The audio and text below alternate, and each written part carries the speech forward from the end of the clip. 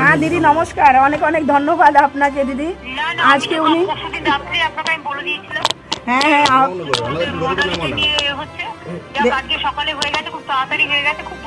অনেক অনেক ধন্যবাদ ম্যাডাম, আপনি ভগবান আপনাদের ভালো রাখুক, আপনার বাচ্চাদের ভালো রাখুক।